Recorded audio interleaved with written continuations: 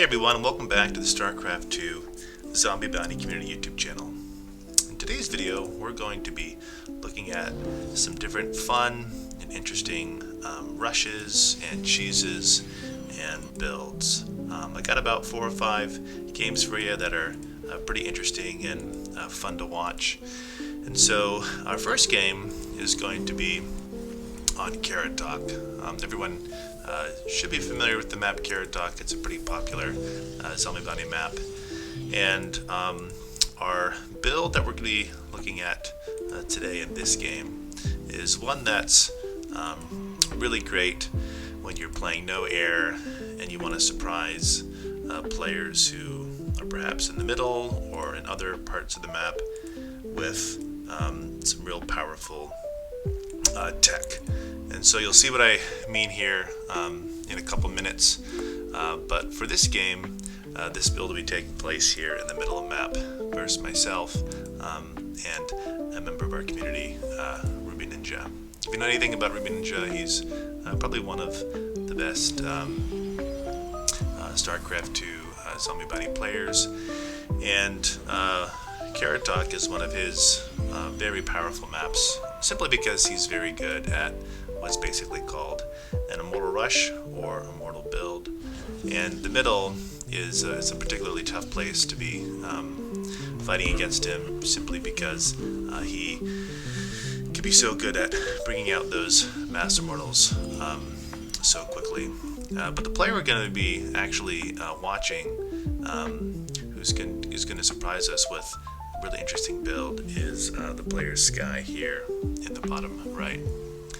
And the build we're going to be looking at is what's called a Mothership rush on Karatoc, which oftentimes takes a lot of players by surprise because they just don't expect tier 3 tech until much later in the map. And this is the case with Ruby, who right now is coming in to take my base, and it's looking like it's going to be game over, which typically once a Protoss player takes the middle, they can simply just frogger over to these rocks that really create a headache for you and your team.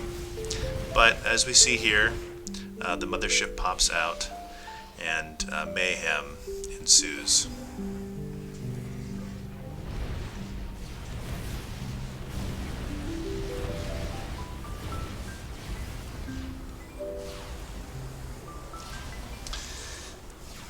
This build is really powerful against many different kinds of players who just don't expect to see a Mothership on nowhere in Karatoc.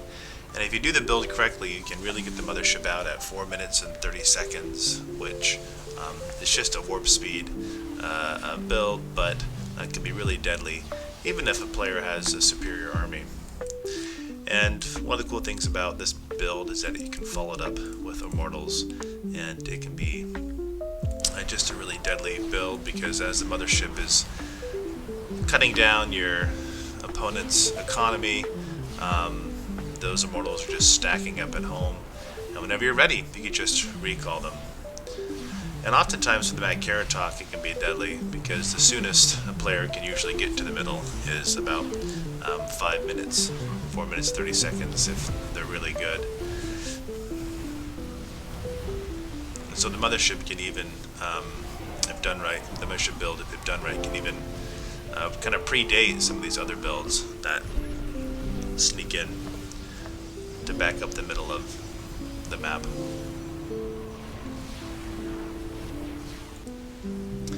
And so in very short order, the Protoss player using this build, which is Jade, recalls those Immortals and really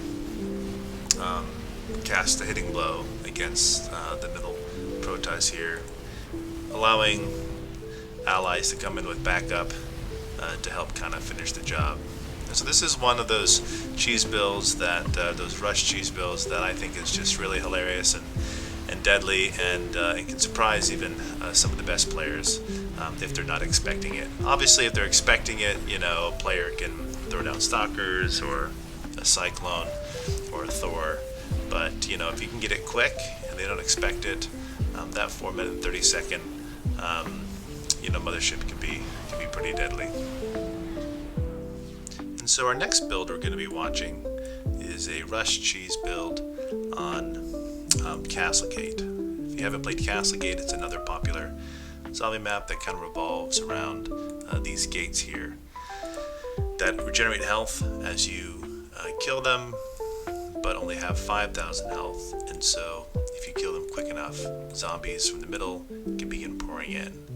And it's games like these where these zombies can be particularly lethal because they have 800 health and they do 48 damage. And so these are the kinds of zombies that can really give you a headache. But as you see here, we're going to be watching a cheese rush build.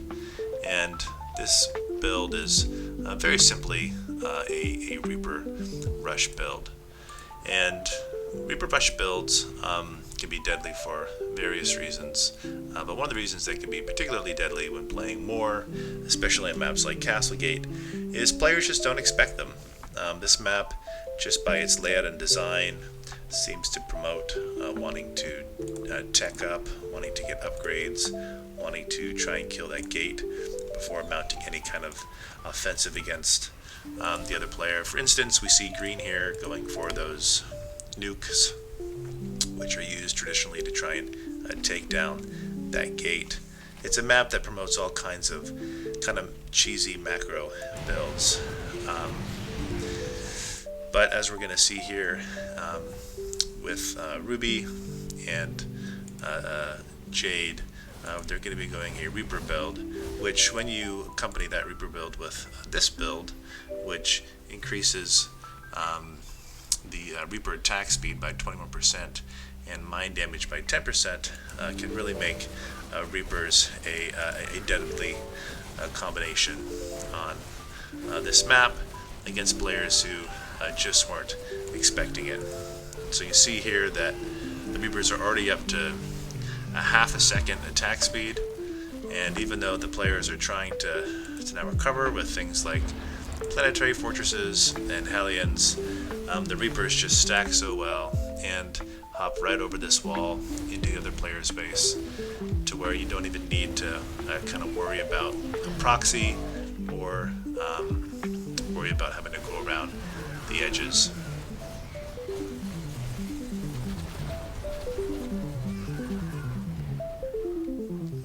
At this point, the zombies are starting to come in, but another great build is being able to kind of solo zombies as Zerg with a Broodlord build.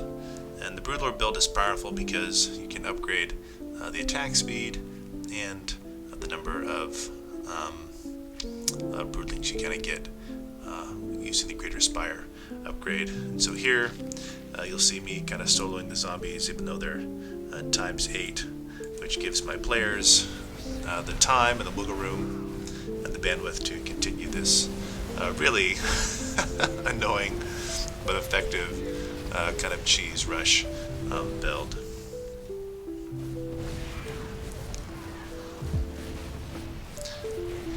And one of the things that, a rush cheese build can be so effective at doing is distracting players. So by the time they're done kind of dealing with you, the zombies have begun to sneak in and really just wreak havoc on a team's ability to recover. Even if they do kind of counter your rush, it can be really, really hard to kind of recover from it.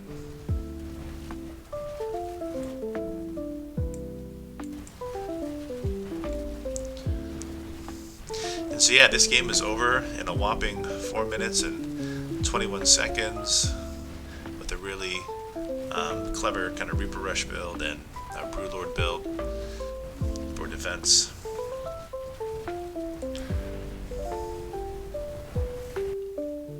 And makes for one hell of an intense and surprising Castlegate game. The next game we're going to be watching is on a map called Rock Island. If you haven't played Rock Island, it's a relatively new zombie map that's kind of growing in popularity. And what makes it unique is that players are on these islands surrounded by rocks with 25,000 health.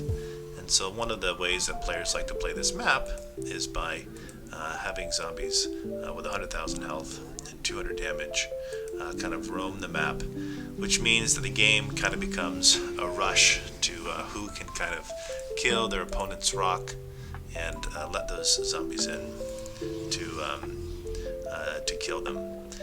Which means that in this game, it's less about an effective build to counter an army, much more about effective build to destroy the rocks.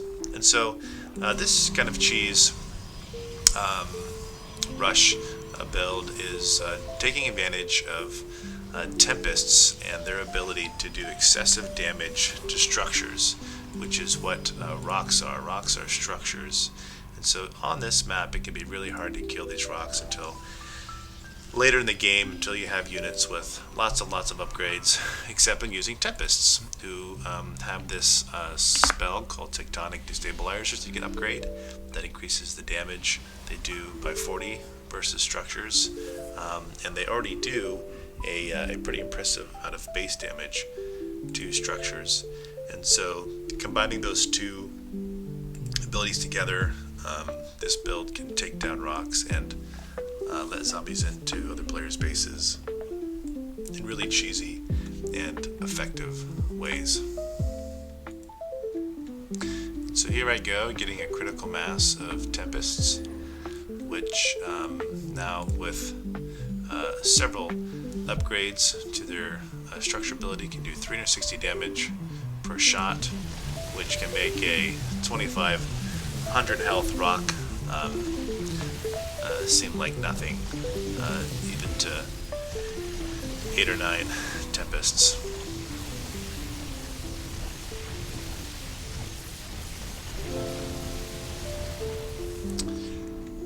So now I just need to sit back, and I can even now sneak around the back of the player's base to move on to the next player, because those zombies will come in there and do their work.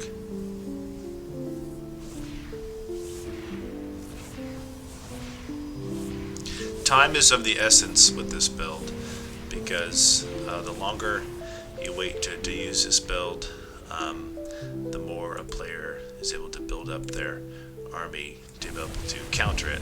So like for instance, Thor's and Hydralisk's with range can easily kill this Tempest build, because Tempest can't increase their range like Hydralisk can. They can only increase their damage to structures.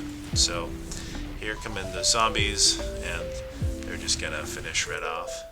And here I am going now to try and do it to green. All it takes is just one little rock. Now here you see my Tempest can do 1,500 damage to a rock, so in less than 10 seconds they can destroy that rock.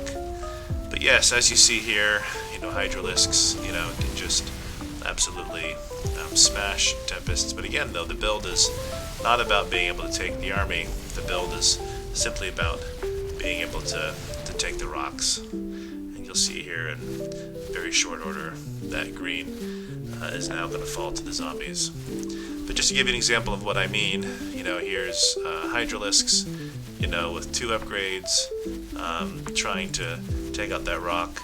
It takes, 7, 8, 9, 10 times longer to do that. And this is why the Tempest build can kind of be so deadly.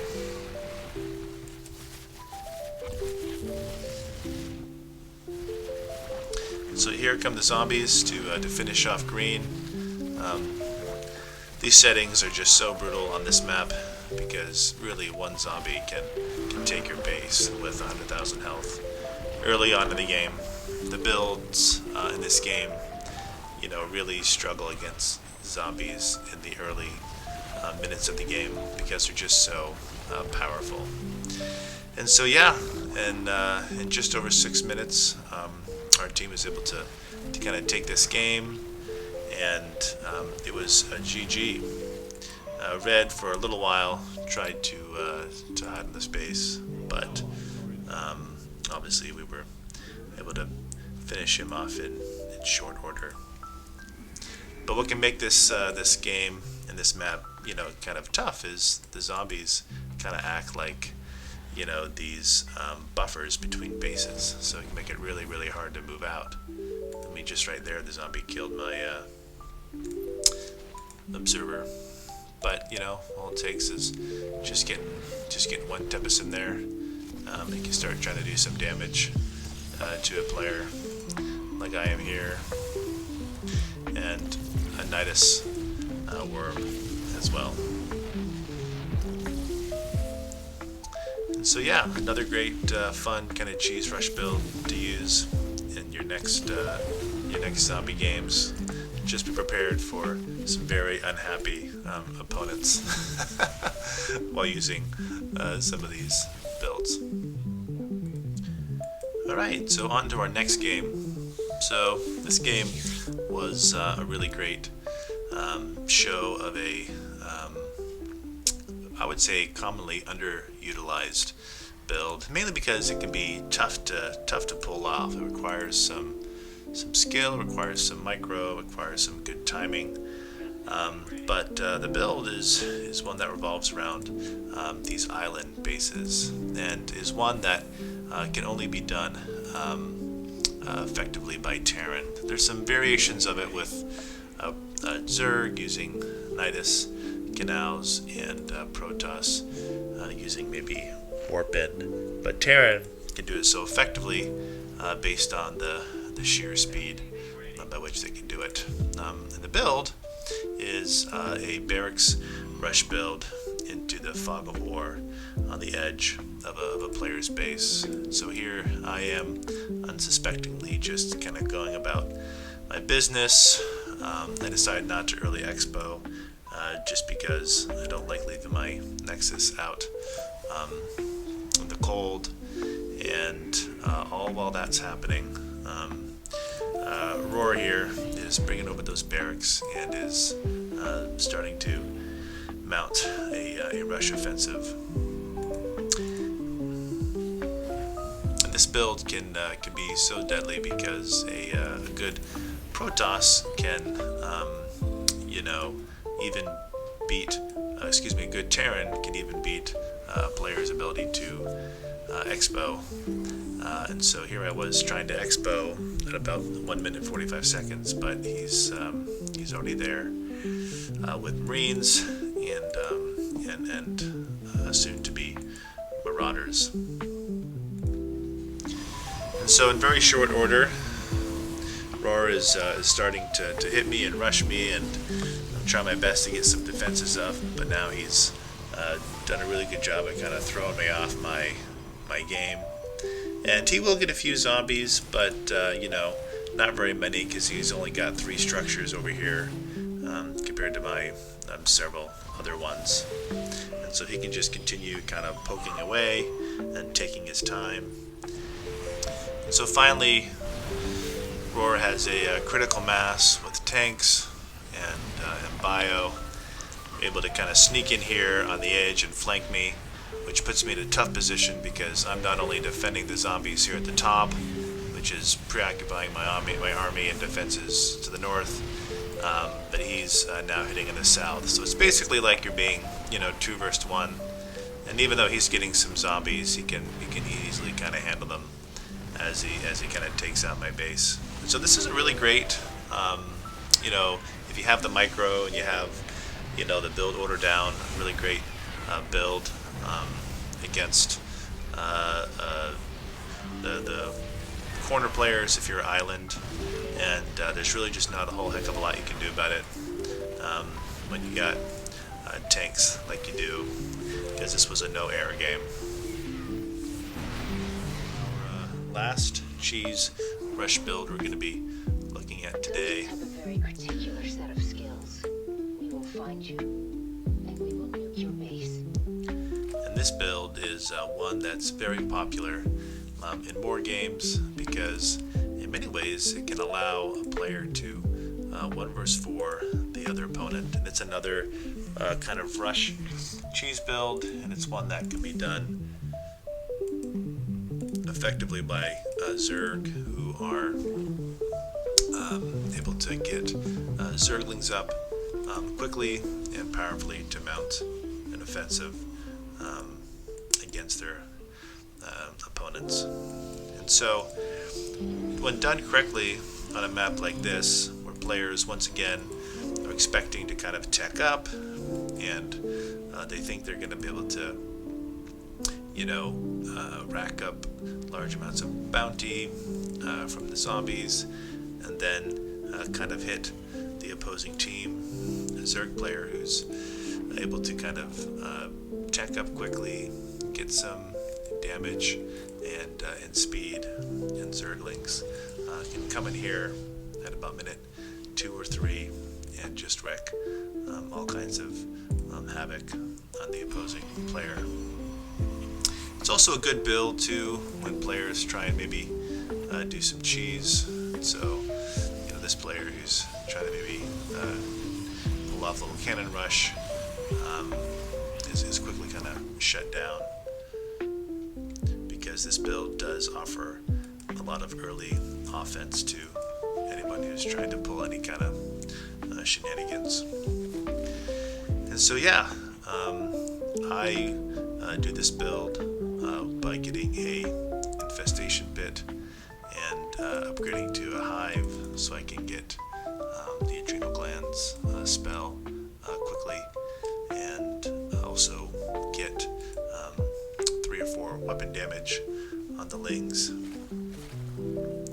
And also, kind of expecting players to do certain builds on this map. It's not uncommon for players to kind of have their offenses up here, their defenses up here, which allows you to kind of take advantage of these side gaps to really kind of do some serious damage.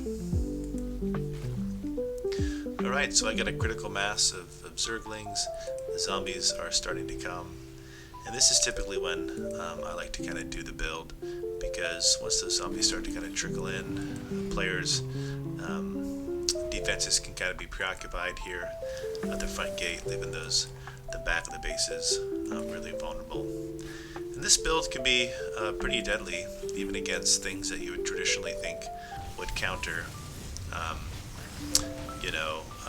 Zerglings, because I get extra damage and I get extra speed, and I get extra movement. And so even with units like the Colossi, it can still be a really powerful build, as you'll see here in a moment.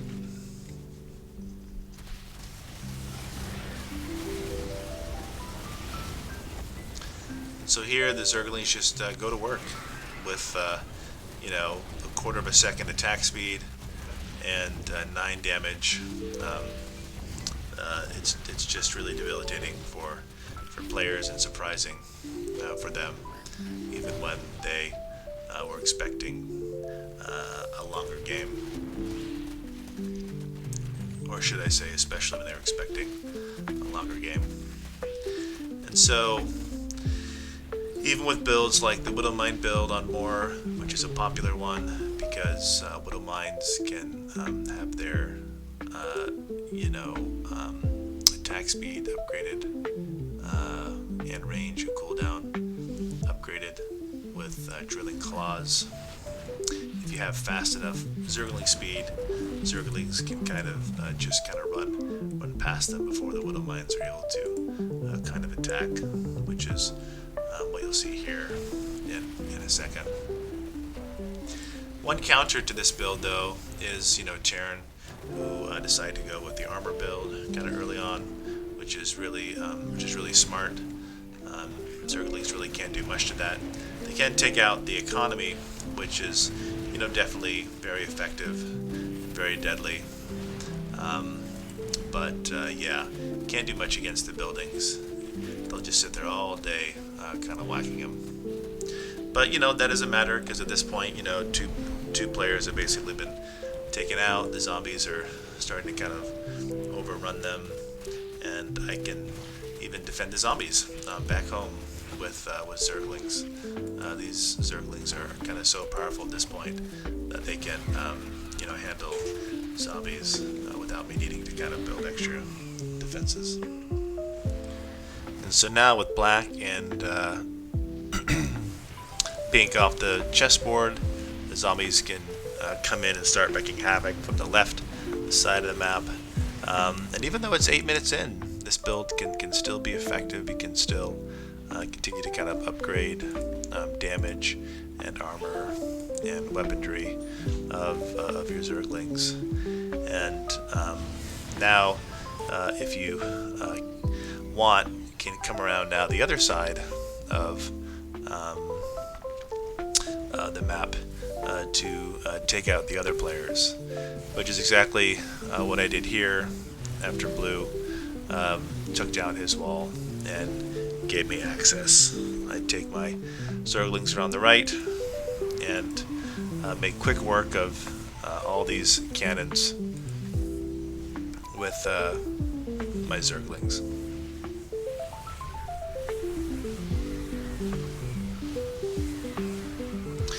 The Zergling build in Moar is really powerful because they can just be so quick, attack so fast, and kind of do so much damage.